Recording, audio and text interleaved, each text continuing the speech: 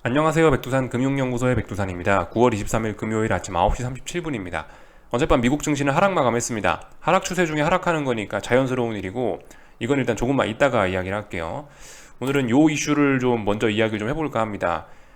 일본이 엔화 매수 시장 개입을 했다라고 합니다. 요거 좀 먼저 좀 보고 넘어갈게요. 참고로 이제 이 뉴스를 제가 뭐 여러분들과 분석을 한다라고 해서 일본에 투자해라, 뭐 엔화를 사라 이런 걸 이야기하는 건 아닙니다.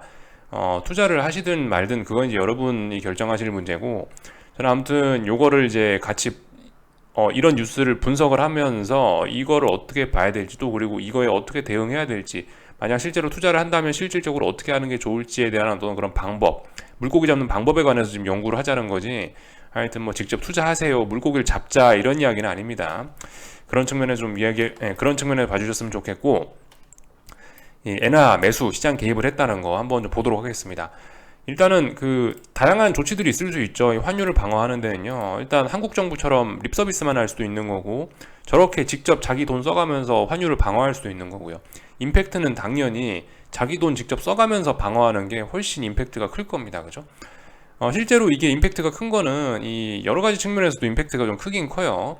말로만 했다, 실제로 돈을 썼다, 이거에 대한 충격도 크지만 영향도 굉장히 좀 클 수 있다고요. 예를 들면 저거 같은 경우는 일단 뭐 국제정치적으로도 좀 문제가 될 수 있는 그런 게 있긴 있습니다. 예를 들면, 야, 일본 니네가 돈을 써갖고 저렇게 환율을 그 자유롭게 움직여야 될 환율을 개입을 했냐? 니네 이거 잘못하는 거 아니냐라고 하면서 다른 나라들의 어떤 반발이 있을 수도 있는 거죠. 그럼 우리나라도 개입한다 이런 식으로 뭐 갈 수도 있는 거고. 근데 이거는 이제 지금 같은 경우는 상황이 워낙 달러가 강하고 워낙 이제 엔화가 약세로 돌아서니까 이렇게 정부에서 개입을 해도, 아 그래, 개입할 만하지, 우린 뭐라 하지 않을게, 뭐 대충 이런 분위기긴 합니다. 국제정치적인 문제도 생길 수 있지만, 다른 나라들의 반발도 받을 수 있지만, 지금은 아니다. 지금은 대부분 다 뭐 이해해 줄 수 있는 상황이다, 개입을 이해해 줄 수 있는 그런 상황이다 라고 생각하시면 되겠고요. 또 하나 같은 경우는 이제 당연히 경제적인 측면에서, 이게 엔화를 매수했다는 게 뭡니까? 자기네들 외환 보유고를 깎아가면서, 자기네들 외환 보유고에 들어있는 돈을 써가면서 이제 엔화를 매수했다라는 거 아니에요. 그러니까 이제 그 외환 보유고, 그러면 니네 얼마나 갖고 있는데 니네 지갑 한번 열어보자, 이런 이야기가 좀 나올 수 있긴 있는 거죠. 그래서 그 나라의 어떤 뭐 신뢰도나 이런 문제에 대해서 좀 의문이 좀 제기가 될 수도 있다. 물론 일본 같은 경우는 지금 워낙 튼튼한 나라이기 때문에 뭐 그럴 수 있죠. 저런 의문이 뭐 제기되기는 쉽지 않습니다. 일본 같은 경우는 워낙 쌓아놓은 돈이 많은 이 알부자기 때문에 저 정도 뭐 개입한다라고 해서 일본이 어떻게 된다 그런 이야기를 하지는 않아요. 하여튼 근데 뭐 만약에 이제 이런 거를, 다행히 이제 뭐 지금 일단 한 번 개입한 겁니다. 이 어젯밤에 뭐 그래서 뭐 앞으로 일본은 계속 외환 시장에 개입해서 계속 뭐 엔화를 방어할 것이다 이런 이야기 한 거 아니죠. 만약에 이제 근데 계속 꾸준히 개입해서 꾸준히 어디를 지키겠다라고 그런 식으로 이야기를 해버리면은 외환 보유고라든가 이런 그 나라의 신뢰도에 대한 그런 부분에 대한 의문이 제기가 될 수 있기 때문에, 하여튼 이런 부분에 관한 건 좀 우리가 신경을 써야 됩니다. 하여튼 그래서 이 직접 그 나라가 외환 보유고를 써가면서 이게 환율을 방어하는 거기 때문에, 뭐 이러한 정치적이나 경제적으로 여러 가지 이슈들, 여러 가지 고민할 거리들 좀 많이 만드는 조치이긴 합니다. 워낙 중요한 조치이기 때문에 일본에서도 24년 만에 한 거래잖아요, 그죠? 그러니까 그만큼 이게 하여튼 지금 상황이 심각하다라는 증거일 수도 있습니다. 일본 정부가 가만히 있다가 갑자기 이제 대놓고 돈을 썼다는 것 자체가 지금 이제 심상치 않은 상황이다라는 걸 반증할 수도 있다고요. 하여튼 이런 뉴스를 좀 살펴보긴 했습니다. 하여튼 이쯤에서 안 그래도 궁금해서 그럼 과연 일본 지갑 안에 돈이 얼마나 있냐, 외환 보유고 얼마나 있냐라는 걸 좀 대충 살펴봤는데, 일단은 요거는 일단 대략적인 규모를 좀 한번 알아보시라고 이걸 한번 보여드립니다. 전 세계 외환 보유고 규모에 관련된 순위를 나타낸 건데 21년 기준이래요. 그러니까 지금은 좀 다를 수도 있는데 크게 바뀌진 않았을 겁니다.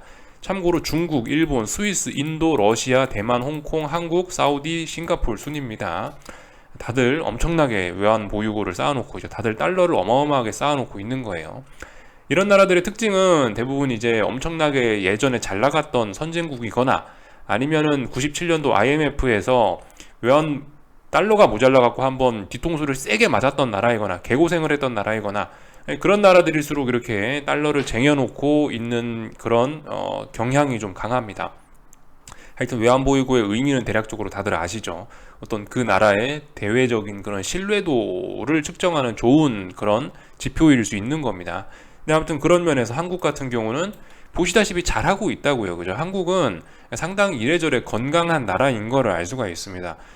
여기다 대고 이제 뭐 하나 뭐 약간 사족을 덧붙이자면은 그 나라의 건전성을 판단할 때 GDP 대비 그 정부 부채 규모 이런 거를 또 생각을 해볼 수가 있는데 그거를 따져봐도 한국은 굉장히 정부 부채 규모도 낮단 말이죠. 그러니까 한국은 일단은 뭐 어떤 당장 웬만한 큰 위기가 나도 당장 뭐 디폴트가 난다 이런 것까지는 아닙니다. 이 뭐 부채가 많아서 이자를 못 내고 그래야 디폴트가 나는데 한국은 애초에 부채도 많이 없고 그리고 지금 쌓아놓은 달러도 워낙 많기 때문에 한국 같은 경우는 비교적 튼튼하다라고 생각하시면 되겠습니다. 그리고 여기 있는 이 나라들 같은 경우도 이 정도 쌓아놨으면 대부분 이제 뭐 괜찮다 이렇게 볼 수가 있겠습니다. 대부분 괜찮은 나라들이다 라고 볼 수 있겠습니다. 다만 이제 일본 같은 경우는 이 달러화가 아니고 자국 화폐 엔화로 발행된 엔화 부채가 워낙 많기 때문에 아무리 이제 대외적으로 이제 저렇게 달러를 좀 쌓아놨더라도 다소 좀 고개가 좀 갸우뚱해지는 그런 면이 있긴 있죠. 하여튼 뭐 여러 가지 면들을 생각해 볼 필요가 있겠습니다. 러시아도 생각보다 달러 많이 갖고 있네요. 하여튼 뭐 이런 모습들이 보이고 있고, 근데 아무튼 이런 숫자들은 이 좀 시간이 갈수록 좀 변화가 되기 마련이죠. 아무래도 이제 달러 강세가 되면은 조금씩 외환 보유고 줄어드는 경향이 있고, 달러 약세가 되면 좀 외환 보유고 늘어나는 그런 경향들이 좀 있긴 있는데, 그래서 하여튼 이 일본 같은 경우 뭐 조금씩 이제 외환 보유 강달러 때문에 외환 보유고가 갈가져 먹긴 하는데, 아무튼 뭐 그럼에도 불구하고 여전히 돈 많다는 겁니다. 그러니까 문제 없어요. 일본 같은 경우. 일본 같은 경우는 뭐 국내적으로 엔화 부채가 많은 게 좀 문제가 될 수 있는데 하여튼 뭐 외화 이쪽은 워낙 쌓아놓은 게 많기 때문에 옛날 알부자였잖아요. 그죠? 80년대 미국에 버금가는 2등 GDP 정도까지 갔던 나라기 때문에 뭐 망해도 부자가 그죠? 부자는 망해도 3대 간다 그러잖아요. 지금 하여튼 잘 가고 있는 거예요. 옛날에 벌어놓은 돈으로 지금까지 잘 가고 있는 겁니다. 지금 보시면 뭐 그래서 뭐 한 1400까지 갔다가 지금 뭐 1292 뭐 이 정도까지 일단 좀 떨어지긴 했네요. 하여튼 여전히 여유가 많다, 괜찮다 이렇게 볼 수가 있을 거고요. 참고로 한국 같은 경우는 이렇습니다. 한국 같은 경우는 한 460 정도였다가 최근에 줄어서 430, 440 이 정도 지금 값이 나오고 있습니다. 한국도 괜찮아요. 아직까지 문제 없습니다. 그러니까 한국 같은 경우는 지금 더군다나 이제 일본에 비해서 외환보유고 규모나 이런 게 훨씬 적고 좀 그렇기 때문에 이게 웬만하면 직접 시장에 개입은 잘 안 하려고 그러는 거예요. IMF 때 워낙 호되게 당했었기 때문에 외환보유고 웬만하면 안 건드리려 그러죠. 이거는 마지막까지 아껴두려고 하는 그런 경향이 있습니다. 아무튼 근데 그럼에도 불구하고 이게 달러 강세가 워낙 심하니까 이래저래 짜불짜불 이게 달러가 빠져나가면서 외환보유고도 좀 줄어드는 그런 경향이 최근에 좀 심화되긴 했네요. 그죠? 홍콩 같은 경우는 이제 최근에 이제 외환보유고를 사용해서 열심히 환율 방어를 하는 대표적인 나라 중에 하나입니다. 환율이 보시면 한 500 정도까지 갔다가 외환보유고가 지금은 430까지 좀 많이 떨어진 측면이 없지는 않습니다. 그 홍콩 같은 경우는 이런 모습이라는 거죠. 홍콩은 아시다시피 환율이 패그제 하고 있잖아요. 패그제.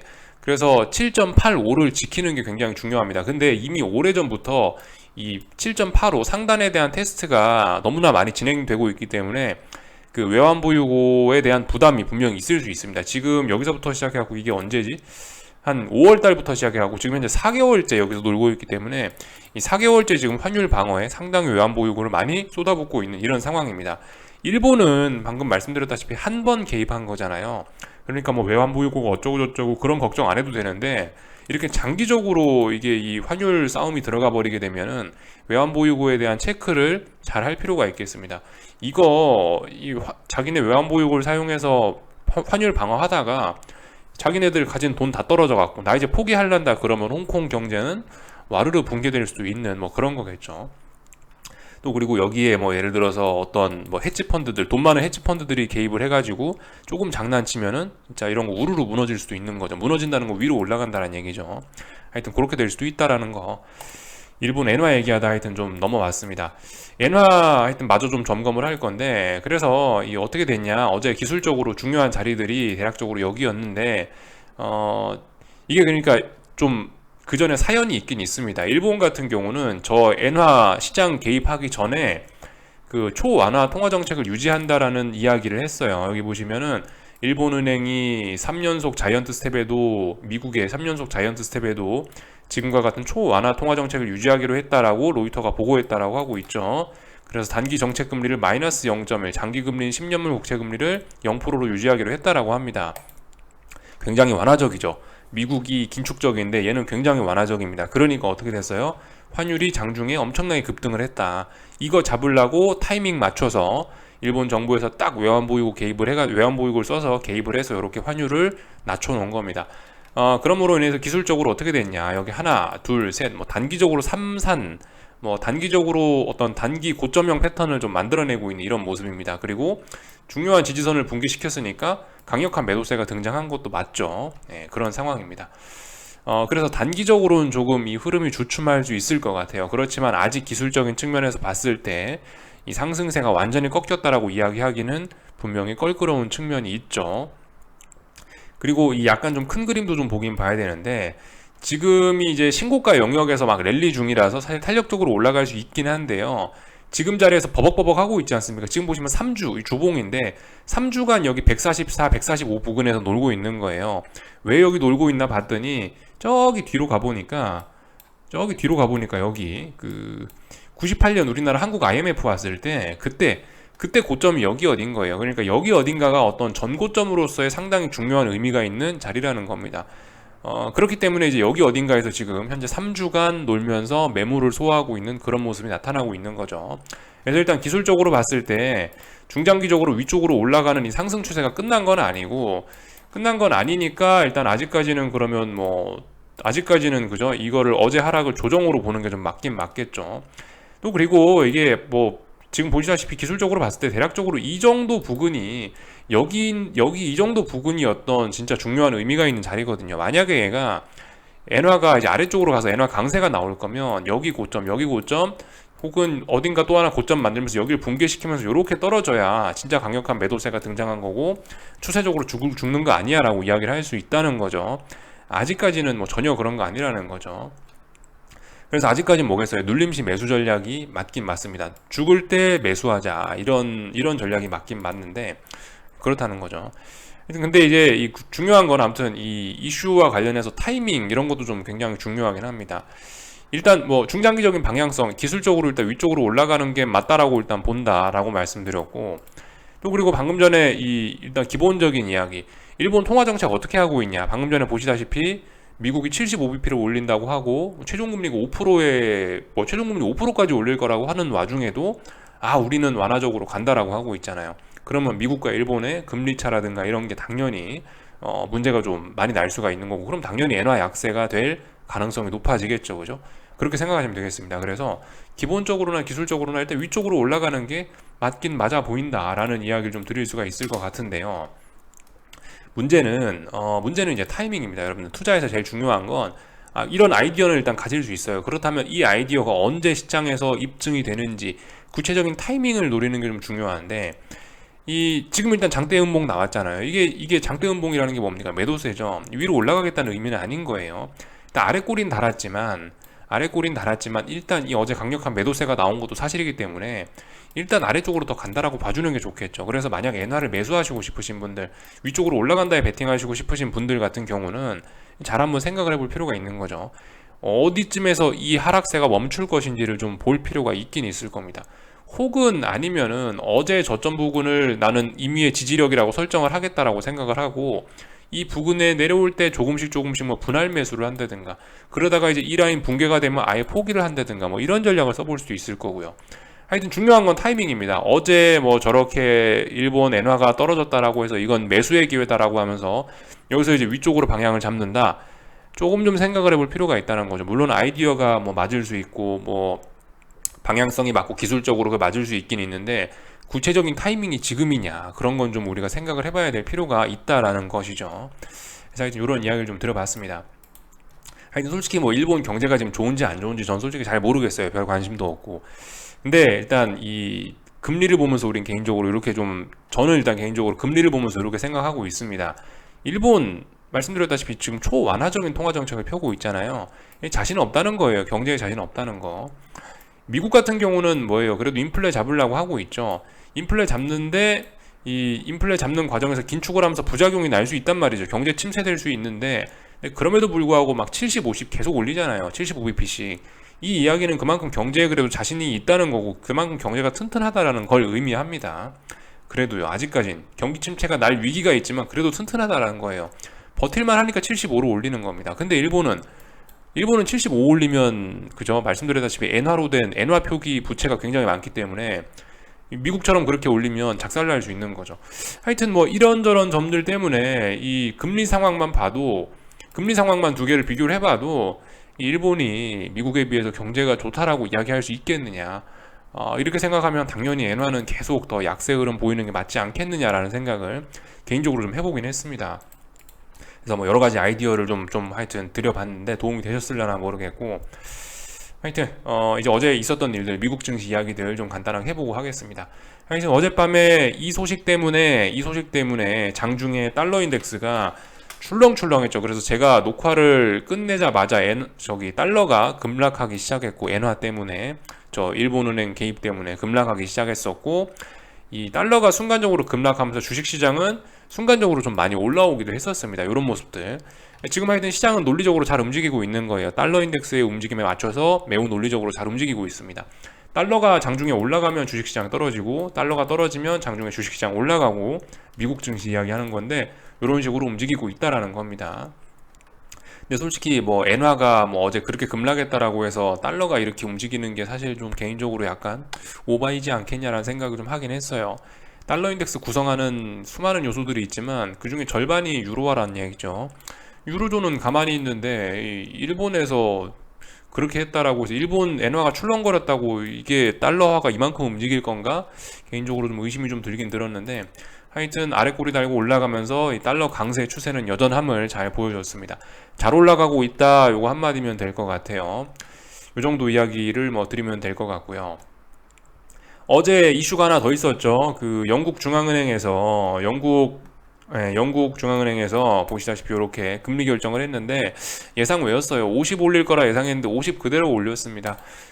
사실 이렇게 되면 좀 생각해 볼 필요가 있긴 있는 거예요. 이게 그만큼 영국이 지금 경기 침체를 우려해갖고 50밖에 못 올리는 게 아닌가 싶습니다. 영국 같은 경우는 지금 미국보다 물가 그 인플레가 훨씬 심각하긴 하거든요. 훨씬 더 발등에 불이 세게 떨어진 나라인데, 근데 그럼에도 불구하고 50밖에 못 올리네라는 거는 확실히 이거 영국 경제가 좀 심상치 않다라는 걸 의미하는 것일 수도 있습니다.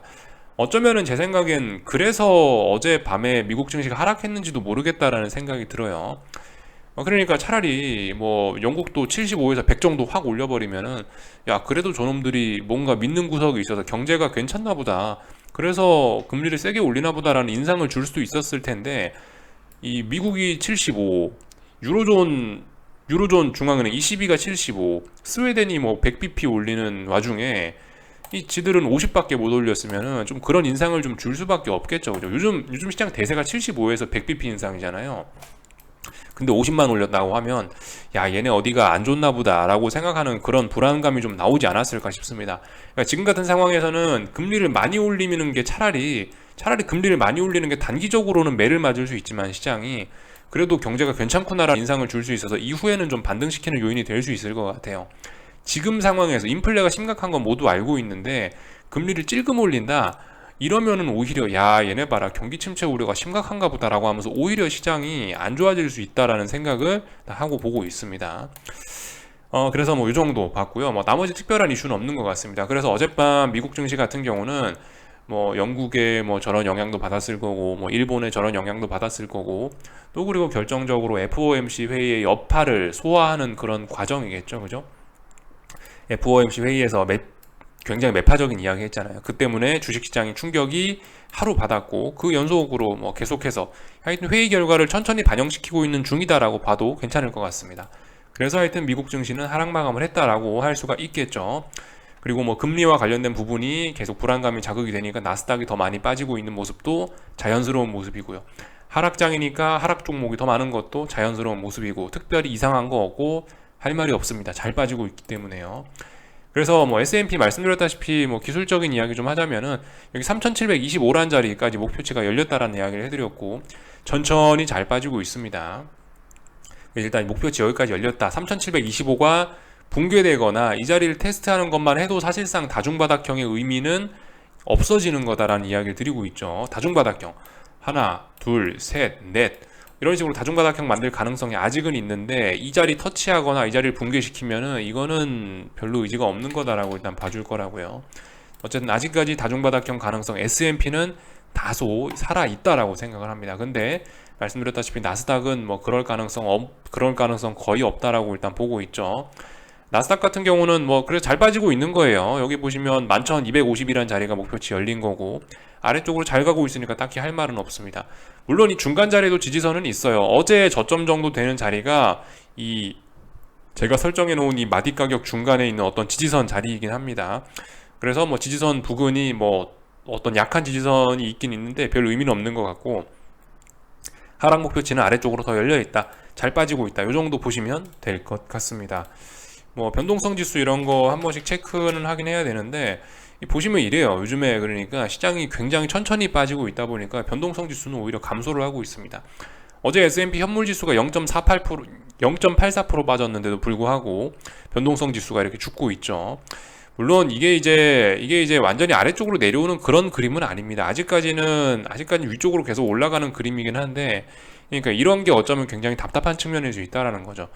이 한국 증시도 어제 그랬죠. 한국 증시도 어제 지수가 뭐 거의 1% 가까이 빠지는데도 변동성 지수가 안 올라가는 그런 모습을 보였는데, 그만큼 지금 차분하게 잘 빠지고 있다는 이야기일 수도 있습니다. 물론 이게 지금 해석이 굉장히 좀 달라질 수도 있어요. 이게 어쩌면 야, 이거는 풋옵션이 힘이 없어서 저렇게 변동성 지수들이 못 올라가는 거다라고 이야기할 수도 있어요. 근데 솔직히 지금 일단 증시에 어떤 매수세도 보이지 않고 양봉이 안 보이잖아요. 양봉이 안 계속 음봉의 하락 마감인데 매수세는 일단 안 나오는 거니까, 그러니까 일단 지금 이 빅스가 하락하는 이런 거를 가지고 뭐 풋옵션이 약해서 이게 뭐 하락을 하는 거네, 뭐 그렇게 보긴 좀 어려울 것 같고, 일단 차분하게 잘 빠지고 있어서 일단 빅스가 죽는 거다라고 보는 게 맞을 것 같습니다. 개인적으로는 이런 흐름이 굉장히 반갑긴 합니다. 하방 포지션을 중장기적으로 들고 가는 입장에서는 굉장히 이거는 연비 모드로 잘 가고 있는 거죠. 그죠? 보통 하락은 지금까지 어떻습니까? 하락했다 하면 대폭락을 하면서 빅스가 치솟으면서 이 하방 보시는 분들 맨날 쫄깃쫄깃하게 있잖아요. 대폭락하고 나서 한 달 동안 반등하고, 대폭락하고 나서 두 달 동안 반등하고 이러니까 짜증나잖아요. 하방 보시는 분들 입장에서. 지금 같은 경우는 변동성 지수가 이렇게 보시다시피 안 올라가요. 이 힘을 잘 안 쓰는 겁니다. 그러니까 이렇게 변동성 지수 올라간다는 얘기는 고 RPM으로 스포츠 모드로 달린다는 얘기고, 이렇게 안 올라간다는 얘기는 에코 모드, 그죠? 쉽게 말해 연비 모드로 천천히 간다라는 건데, 저 RPM으로 달린다라는 건데, 그만큼 하방 에너지를 아껴서 잘 가고 있다라는 생각입니다. 그래서 뭐 특별히 할 이야기는 없고, 뭐 맨날 했던 이야기입니다. 아무것도 하지 말고 수익이나 누적시키고 뭐 그러셨으면 좋겠다라는 이야기를 계속해서 드리고 있습니다. 하여튼 어젯밤에 그래서 뭐 그런 심리적인 이야기를 좀 드렸는데요. 하여튼 뭐 저 같은 경우는 이제 뭐 매매를 별로 안 좋아하는 성격이고, 매매를 잘 못하는 뭐 그런 타입이고, 오랫동안 이제 깔고 앉아갖고 포지션 길게 가는 그런 걸 좋아하는 스타일이다 보니까 뭐 이렇게 하고 있는데, 근데 이게 뭐가 더 낫다 이런 걸 이야기하는 건 아닙니다. 매매가 더 나을 수도 있고요, 중장기적인 투자라는 게 더 나을 수도 있어요. 중요한 건 전 성향이라고 봅니다. 성향. 본인이 뭘 좋아하냐, 본인이 뭘 잘하느냐에 따라서 이걸 고르셔야지, 무조건 단기적인 매매는 안 좋은 거야 라고 보는 건 아닙니다. 잘할 수 있고 자신 있으면 하시라는 거예요.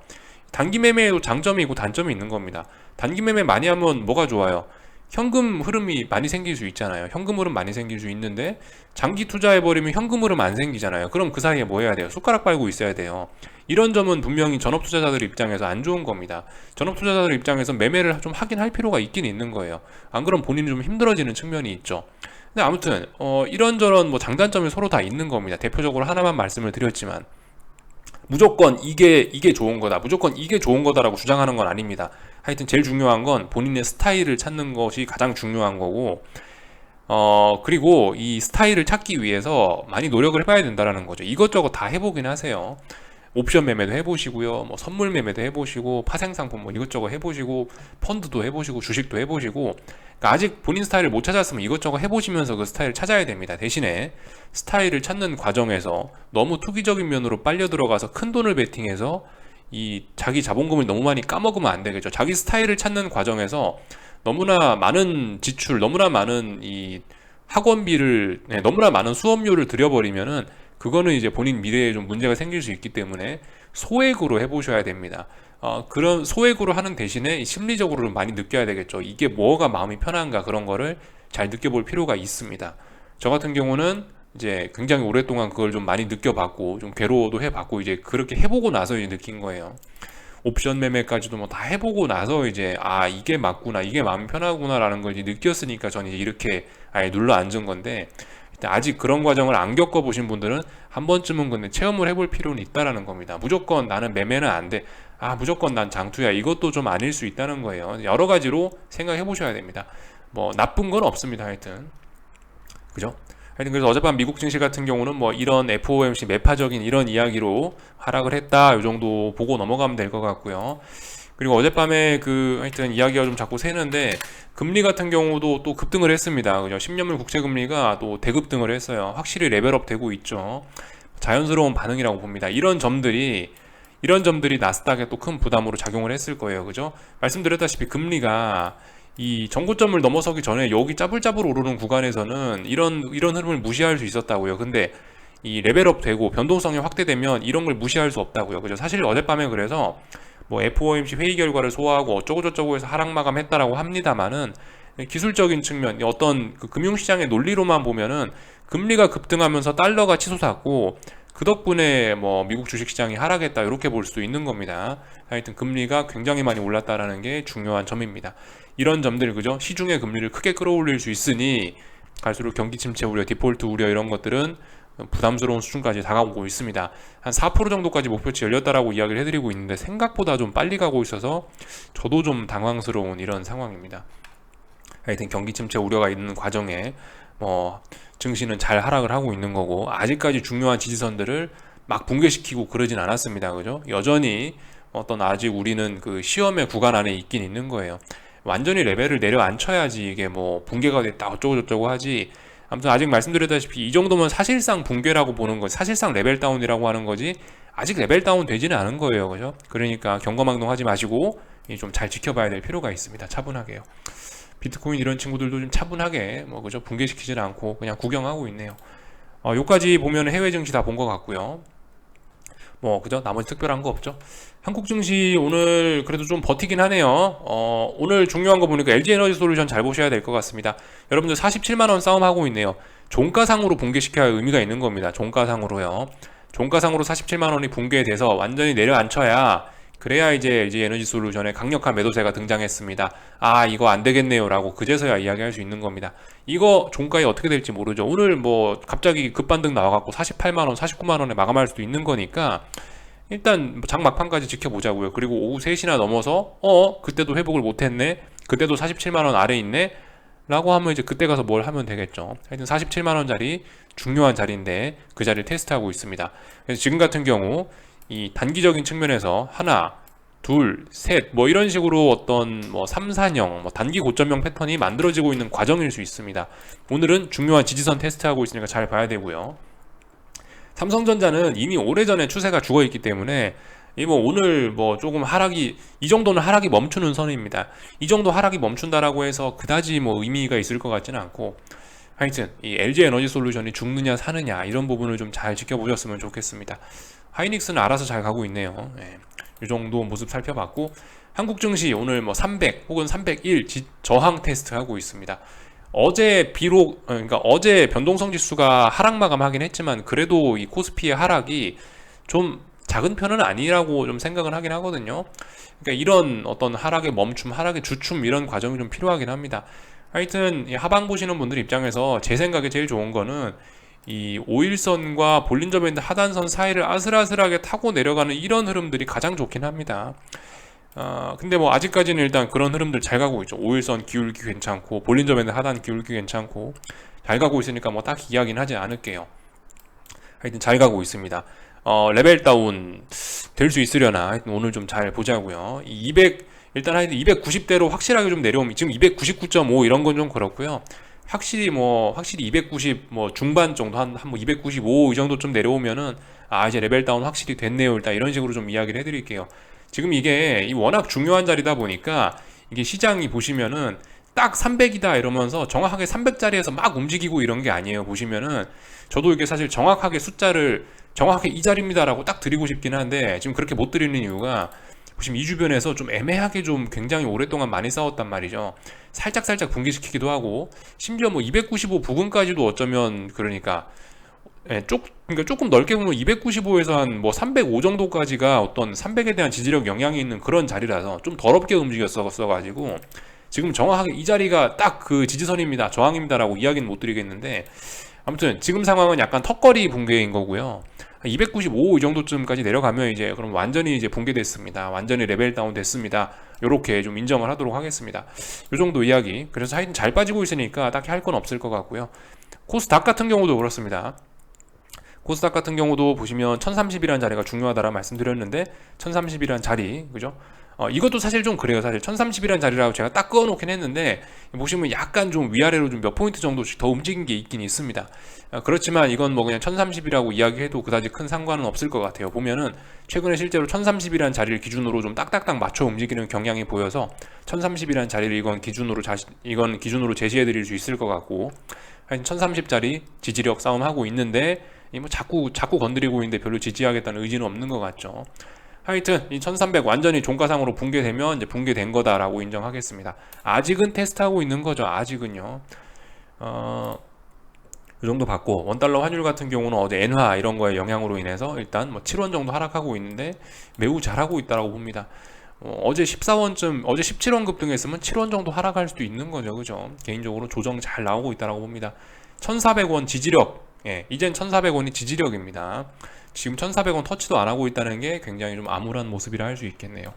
하여튼 원달러 환율 잘 올라가고 있고 주식 잘 떨어지고 있고 모든 건 추세대로 잘 가고 있으니까 아무것도 안 하고 계속 있겠습니다. 궁금한 거 리플 남겨주시고 오늘 저녁에 뵙도록 하겠습니다. 여기서 마치겠습니다.